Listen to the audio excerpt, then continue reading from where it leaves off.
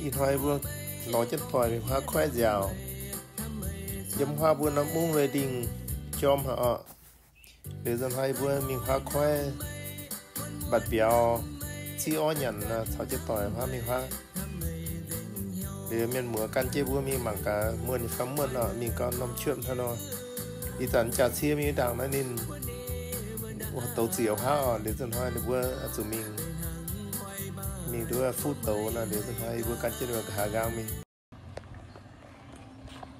thảo hoa khoe tàu năm trăm hồ nó to ra trang to ra điang thằng nào ta chỉ chẳng tiền gì thiên ha trong một từ tiền cái đó xuất là họ nó vừa đưa bưởi như tòng nó hay dẻo tòng như nó nằm vô thòng ha chong vô ta từ su li chom nhá này nó bật trắng như là dẻo nhá tòng chân yếm cô nó chơi trắng thằng nào đó mà điang ghé chứ yếm vào được cô anh chèn yếm cô đâu ghé từ điang chèn này yếm từ mèo pung nó hại yếm pung yếm mèo pung thì anh lên từ cho này thêm xong chẳng rồi cho này thêm xong chẳng yếm cái xong gì mày chó nhỉ nằm nhỏ thằng ha nằm nhẹ nó đưa hả chú đi chom ủi từ yếm vào chú chỉ đi chom vậy yêu hai buổi chom như thằng anh nằm nhau hoa khoe nó mà nhiều nhái còn hồ bùa hoa đưa bụng muông có nhiều thôi nhá bà đây như nhà nó bà để nhiều đủ nó bấm tay nhà nữa chứ toàn suy này cái là bung này suy này cái là bung nó số đưa dùng dẻo suy ra này quỷ mau nhé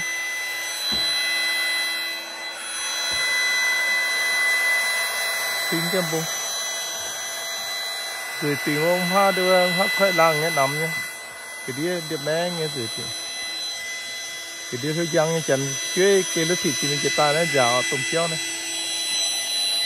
nó nhiều béo này đưa quỷ hoa khoe như béo đưa hơi smell nó lấy rồi hơi mày ta chia rồi bấm nàng quăng để là lò quăng thắm bảy quăng rồi là thắm tí như béo này thắm đàn hô phải không nó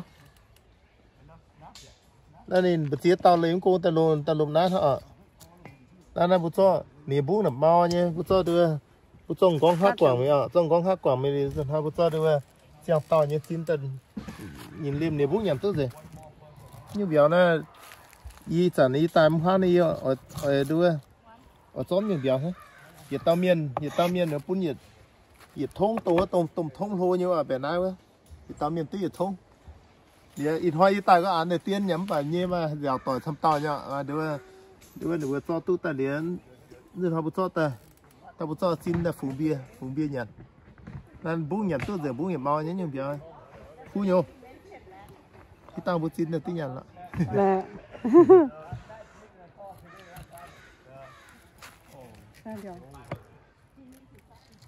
something nó cho chăm nhai thế nào nó cho chăm nhai là tàu tôi thông này là pia tao miên bữa là tôi chăm thông nhá nó sổi bữa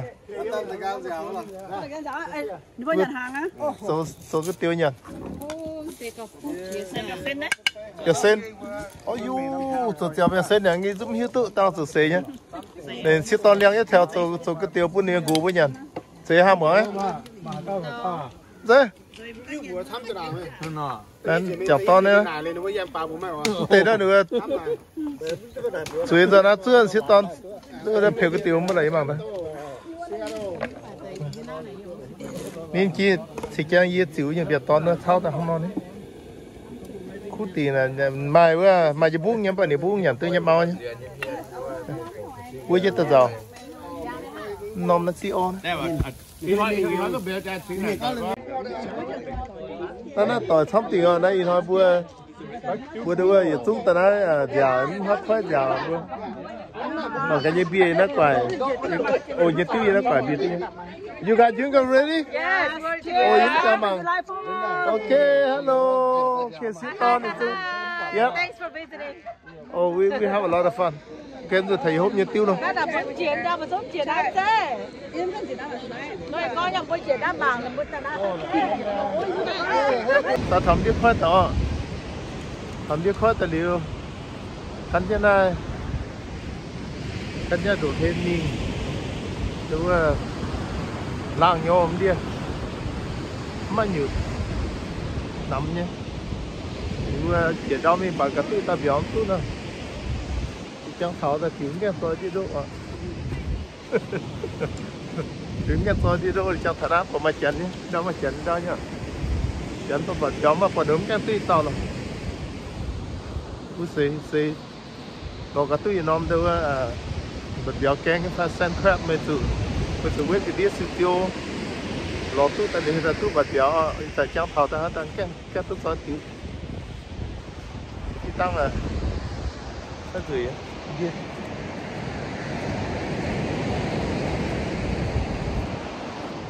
đi đây thôi làng nhẫn tàu pháp bơi điที่ทั้ง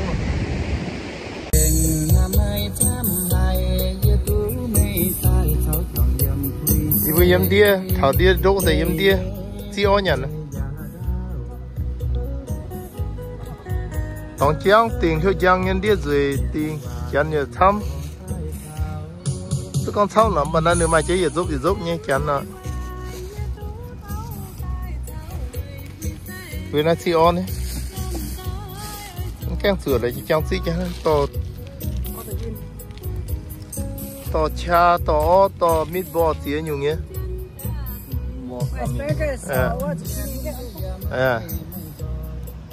Mà tê chứ mang tê chứ mang bùi cái tăng bảo tôi béo hấm tụ nữa.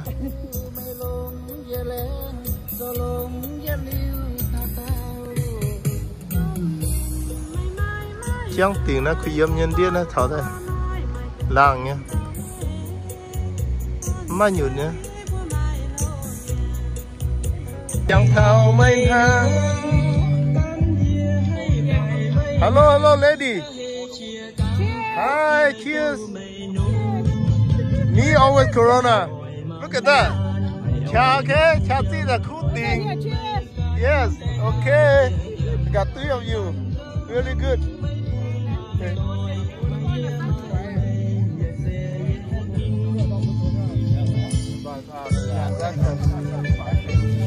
Một con sốt hẹp hả? Chưa?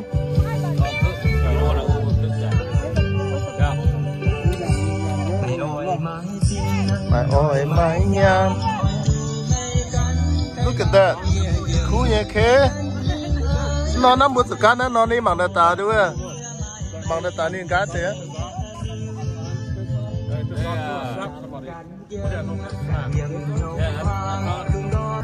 Bằng cái đó cut the chang hop. Okay, this is medium way. Really good. Okay, we have more over here. So good. It's okay. Ông học quạt với khoảng ta mỏng là hiu chiều thì thôi bữa thấm đi chăng này em đi đứa ở chào rồi cái đi xí cho đấy cứ xí cho hey take picture over there nó giờ nay bữa tắm đi đỗ giả là dừa nè bà không dễ có dừa béo lợ dừa chế mèng đối với nhé bùi giom tòng kem nhé tòng ạ nè mà ye sao lô po chân nó cái này bữa xí o cái này mà xí ta nhận cái gì anh cho ye thành thiên nhà ye thành ta lô ta lô po hello mình nhớ cái này thăm nhau nhau nó bữa chơi mình cá tập pung nó bữa tổ chui hết nó bữa tổ ta liền nó bữa can tổ là chén như dù cái này dù cái này như nhưng có tấp là hồ cái này bữa can tổ ta bữa hai xia lùn hoài bữa nổ tháo nổ đào xia ta y chả nó bữa mai này nó bữa can tổ thăm từ nó tổ nó là mất từ mình đằng nhỉ bữa gì thôi à thì họ bữa yêu đi Quy đi đốt dạo liều. Oh, bà chỉ biết chưa kỳ nè. Nó ở cái ồ. Right? Okay. Nó ở cái nó ở bên này ở cái khu tiền nhà nè. Mới mai đi bữa mai nhung biạt mà nhúng nào biạt cam nó khu nhá. Yeah. Bữa mang leo nhà nó bữa lọt tuy nhá. Ý bữa đi đốt dạo liều. Ý đi bà đi biạt đi dân đây bữa xí on đó nhá. Mà cái đó xí on. Chen, what's this? Pork rib, okay. Oh man, this is good. Wow, what are you making? Stir fry veggie. Oh, So just yeah. stir fry with veggie. Cho nè, tổ đưa thằng qua bữa con qua lại ốp là hải cái nào, đưa lại mang hải quá. Ai bữa bà sắm tàu nha. Chỉ nói là mà chia buông nhưng mà tự yếm cô tai mà tự yếm phát tai à. Chưa hả? Nhớ mà. Mày dạo tối chó nha. Chó nha. Cháu lo cho cháu hộp thế. Xưa mình năng nhá. Mà bảo nói to nè. Mày xí ốm thế. Dạ. Mày bùi cả mày xí húng. Chị ngon quá. Chè nhiêu. Con mẹ. Cái mẹ chè nhiêu. Anh ngủ ó nọ. Mà tụi ó nhắm mày. Mà nhén. Nè tôi mà rồi lo. Nó ton hin đây thời bữa với chiều reading. Đây thôi bữa nóng nhớ ở nó quan phải nó. Buddy, what are you cooking? Steak. Mà bảo này bữa Việt Nam tòng bữa chơi nhiều rồi, Việt Nam tòng bữa xí nhiều. Thì cháu nhiều là bữa tổ xí tài. Nếu nhiều nó bữa đồng đưa ta giàu, phục hình. Special. Bữa đồng get bữa ta nữa. Việt Nam tòng bữa chơi nhiều. But yeah, look at my little what they call? Chipiolai. Yeah. Chipiolai na ye dua little niece ni so chipiolai na ni kid chipiolai na. Ta bukan suang tai chipiolai oh. Look at that. Asuki no na my tema tuton keng po. Extra protein, right? Nó bữa miền xăm nhớ nó xăm nha nó bữa tại bây giờ mưa tỏi bữa dạo tỏi gì nó đi rồi nó chỉ quần như nó thôi. How what are you doing? Making lap today. Stop. Let me see your lap. Yếm bằng cái. Not better. Ayu na cái xe con khú tiền anh nhỉ cái khú suốt nữa thôi nè. Mà cái đó lap nó được ngon lap phải tung lap. Ngon lap. Piang im nha. Nó.แต่ว่านั่นไม่ซ้อดูว่านี่แต่นั่นมันปั่นเนี่ยเนี่ยซ้อว่าไล่แมงอันเช่นนั้นนั่นมันซ้อดับเนี่ยรับแต่อันเช่นไรเนี่ยสุดท้ายเป็นอย่างนั้นมาโซ่เราเปี้ยหมังไอ้แฟมโตโอ้ไม่โซ่มันเปี้ยหมังมานี่ในขนาดโซ่ก็โอ้น่าเห็นกัดโซ่เนาะผมเต่านะกัดโซ่นะเบอร์คู่จากต่อหนุ่มเตียนเนี่ยเยี่ยมหมังเลี้ยงแต่ก็เลยซื้อให้จากผมช่วยนั่นแหละคู่เนี้ยเก่งคู่เนี้ยจะไม่เห็นนะnó là làm nó nóm nó bịa nóm hai bịa nó gái mà nó trong bữa gái nó đúng được. Which one spicy? The both spicy. Yeah, do one. Mấy nhà bịa nó. Tao này chân hít cho to nổi đó. Yes sir. Yeah, hít to. Mà phút đấy. Yeah, you just give away $10 a bag. $10 a bag. Yeah. Tôi kêu đó này trái nhá nè bữa ta thấm nhiều to nó chỗ này chỗ sen ô bởi buổi giờ hả cô hít tăng giờ xe là đó xe nhá ta mày đắp là anh nhá nhiều cái này lại nôm không nói nhàn nó ô xuống tiền khu tư那么接ปู呢也到走牛。Đó, kiên quái đó.ปูđể cho thảo nấm để cho thảo đó. Hey here. All my nephew right here. They show up right here and they got monster. Holy monster right there. Miền có hiểu, miền có hiểu holy crap là từ nào okay? This is big crap man. Look at this. Này big quái này đừng chỉ trắng nhiều đâu sót đấy. Thô tiền hơn nữa mà. Nó đừng trắng nhiều đâu đốt sót đấy tăng bù tôi nhận nó. Tôi nhận nè. Really good. Are you ready for another one? Not today. Okay mà nhá, nó hăng no để tao bữa nó mà cả tên nó bây giờ tỏi nó vừa chào tỏi mà tên chân bè mà tên chân lá mà tên chân mấy cá mà tên mai miên sọp rồi rồi ngọ tiệp cũng sọp rồi rồi nó bây giờ tỏi rồi mà tên nó đây buồn bữa nó chào lía nóวันเสาร์lía cho nóวันtiết bữa xuống rồi đó ở giờ họ ready cái nó mình giờ bây giờ béo là pua mông lên tế à pua mông pê mông à cái giải bữa yếm chia nó chămน้ำเข้มเนี่ยมาchămเต้าต่อยอ่ะอะไรเนาะbữa mà chămน้ำเข้มเนี่ยมาchămเต้าต่อยเนี่ยbữa thằng nóเนี่ยเนี่ยตัวน้อยนะมีหลายอย่างเลยจ้าเกี่ยวบุยน่าเนี่ยมั่งอ่ะทำต่อเนี่ยเพราะเนี่ยอังกูแค่นะปีเท่าเดียมาเท่าเดียมาเดียเนี่ยทำเกี่ยวมันเกี่ยวเนี่ยมาทำต่อเนี่ยนะมา right Alex right we have so many group tonight so many peopleแต่บุปผาเจนอีปุ้ยจะอีข้างตัวอีน้องตัวก็แม่ไม่โอ้ยไม่ยังซีเสียงอ่ะต้องเหยียบปุ้ยซีเจนนั่นก็ได้แต่ซีเจชาซีก็แม่แต่ซีเจดัก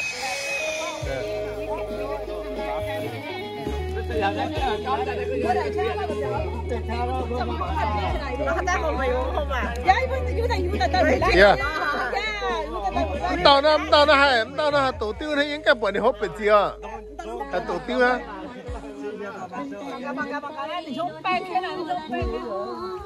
tụi miếng à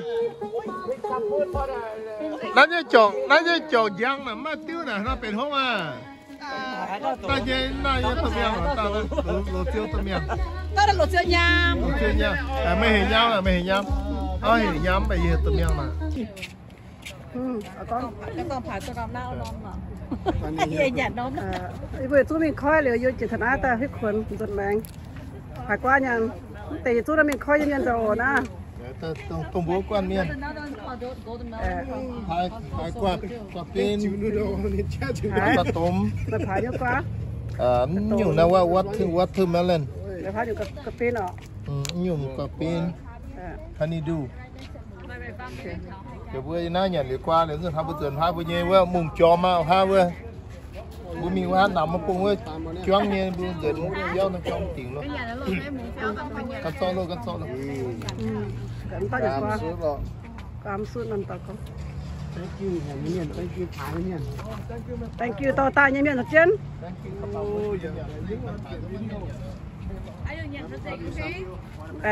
to rồi nó ít ọt ít one ít ọt nữa hả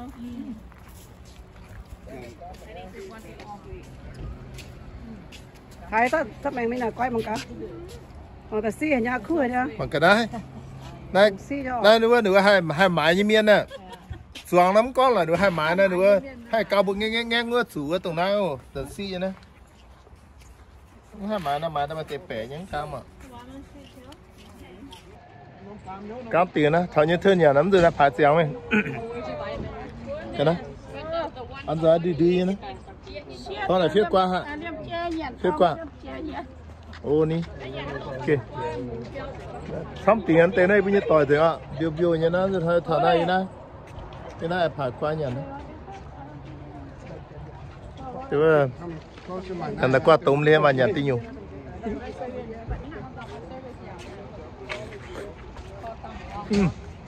Phu nhiều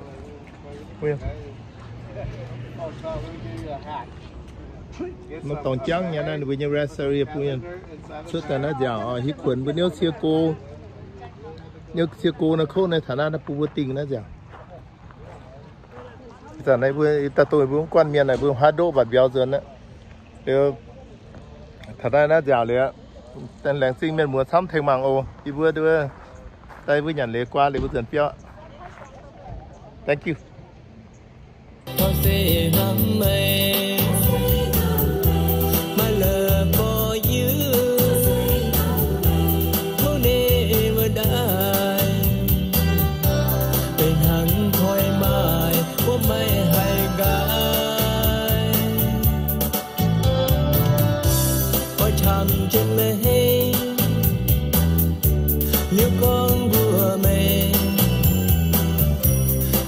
biển hàm